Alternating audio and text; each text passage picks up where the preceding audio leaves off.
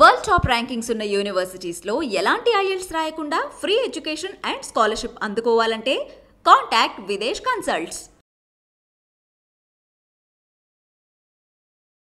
నమస్తే, welcome to I dream. నేను Maheshwari. March 4 obesity day.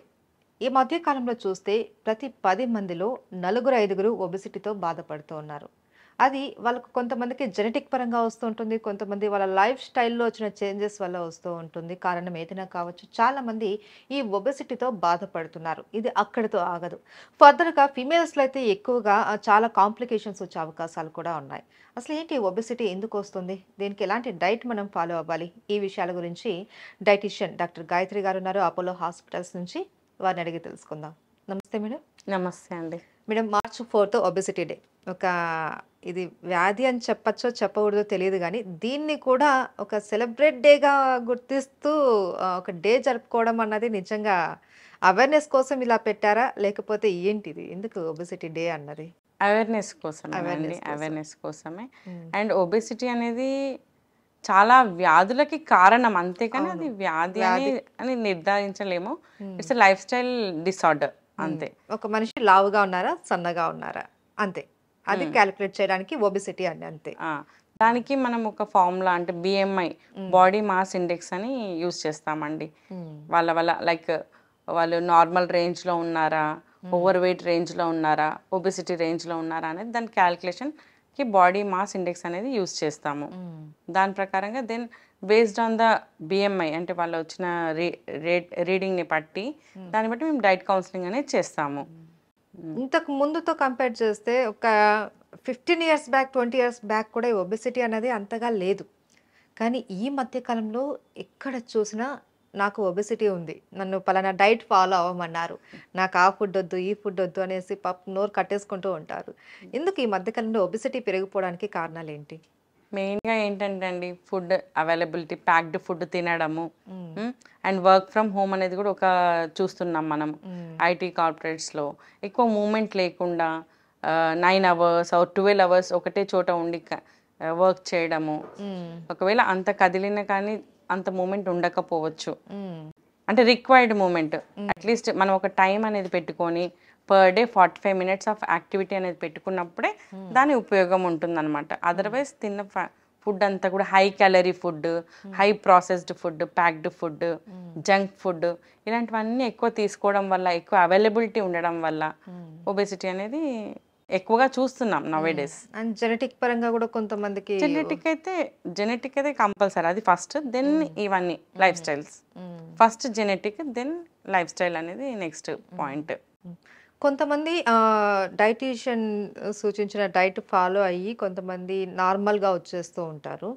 తర్వాత మళ్ళీ ఒక సర్టెన్ కొన్ని రోజులు అయిన తర్వాత మళ్ళీ వాళ్ళు ఒబెసిటీతో మళ్ళీ బాధపడుతూ ఉంటారు.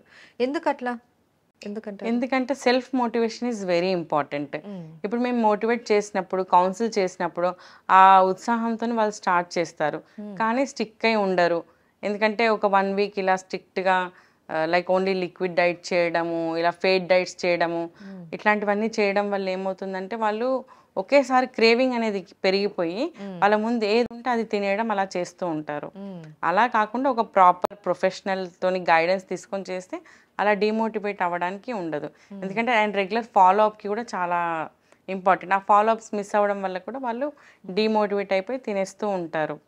దానివల్ల ఎక్కువ చూస్తున్నామండి. ఓకే, ఈ ఒబెసిటీ వల్ల ఫిమేల్స్లో ఎక్కువ వచ్చే కాంప్లికేషన్స్ ఏంటండి? పీసీఓడి ప్రాబ్లం రావచ్చు, అండ్ అంటే యంగ్స్టర్స్కి లైక్ ప్రెగ్నెన్సీ ప్రాబ్లమ్స్ రావచ్చు వీటి వల్ల, పీసీఓడి వల్ల. And diabetes. సో ఇది డయాబెటిక్ అన్నది మేల్ ఆర్ ఫీమేల్ ఇద్దరిలోనూ వచ్చే అవకాశాలు ఉంటాయి. జెండర్తో అసలు సంబంధం లేదు. ఒబెసిటీ అనేది దానివల్ల diabetes, hyper tension, heart problems ఇవన్నీ కంపల్సరీగా ఒకదానికొకటి అల్లుకుపోతూ ఉంటుందన్నమాట. కాబట్టి ఒబెసిటీ అనేది ఫస్ట్ మనం అరికట్టామనుకోండి, then everything can like problem వస్తుంది, రాదు అని చెప్పలేము. వీ కెన్ డిలే ద ప్రాబ్లమ్ని డిలే చేయడానికి ఛాన్స్ ఉంటుంది. ఒబెసిటీ అనేది మనం తగ్గించుకోవడానికి ప్రయత్నించడం. కొన్ని ఒబెసిటీ వల్ల కూడా వచ్చే అవకాశాలు కూడా ఉంటాయి. ఎస్ 100% ఛాన్స్ ఉంటుంది. కాబట్టి ఒబెసిటీ అనేది ఫస్ట్ మనం అరికట్టడానికి ట్రై చేయాలి. దానికోసం డైట్ మేజర్ రోల్ ప్లే చేస్తుంది, but exercise also should be done in parallel. Both hand in hand చేస్తేనే అవుతుంది.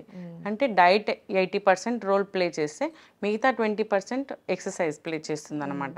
కాబట్టి కంపల్సరీగా diet and exercise should be done equally important.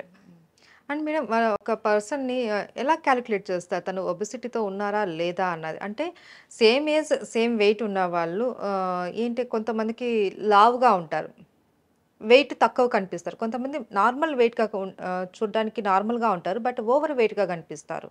కొంతమందికి బోన్ వెయిట్ ఉంటుంది, కొంతమందికి మజిల్ వెయిట్ ఉంటుంది. సో మీరు ఈ వెయిట్ అండ్ హైట్ని క్యాలిక్యులేట్ చేసుకొని చెప్తారా, లేకపోతే వాళ్ళ బాడీలో ఉన్న ఫ్యాట్ని క్యాలిక్యులేట్ చేసుకొని చెప్తారా?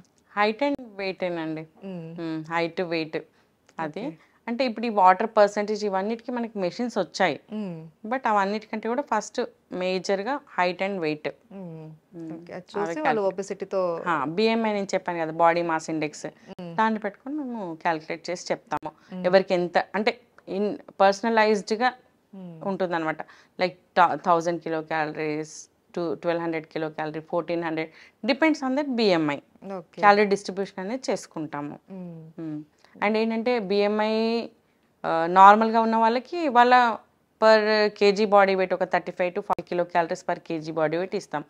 అదే వేరే ఒబెసిటీ ఉన్న వాళ్ళకి 20 అడ్జస్టెడ్ క్యాలరీస్ అంటాం. అడ్జస్టెడ్ క్యాలరీస్ చేసుకొని దాని ప్రకారంగా క్యాలిక్యులేట్ చేసి ఇస్తాము.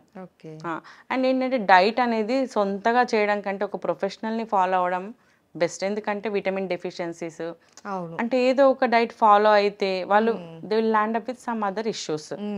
అండ్ వాళ్ళ ఏంటి మానసిక స్థితి కూడా క్యాలిక్యులేట్ చేసుకోవాలి. అండ్ వాళ్ళకి ఏమన్నా ఇష్యూస్ ఉన్నాయా, హెల్త్ ఇష్యూస్, అవన్నీ కూడా గమనించుకొని డైట్ అనేది ఫాలో అవ్వాలి. ఎందుకంటే ఫుడ్ అనేది psychological. Most of the people don't know food అనేది సైకలాజికల్. ఇప్పుడు మనం ఏంది నువ్వు ఇంత తింటున్నావు, అసలు ఏం తినట్లేదేంటి, రెండు వస్తాయి చూడండి. తిండి మానేసిన ప్రాబ్లమే, ఎక్కువ తిన్నా ప్రాబ్లమే. కాబట్టి ఒక ప్రొఫెషనల్ని ఫాలో అయ్యి ఏ టైంకి ఏం తినాలి, ఎంత తినాలి అనేది తెలుసుకొని తినడం అనేది good way of doing dieting. Okay, so ఒబెసిటీని కంట్రోల్ చేసుకోవడం చాలా ఇంపార్టెంట్, వెరీ ఇంపార్టెంట్. సో దానికి డైట్ అండ్ ఎక్సర్సైజెస్ చాలా hand in solution. Hand. Right. Okay, thank you so much. నమస్తే.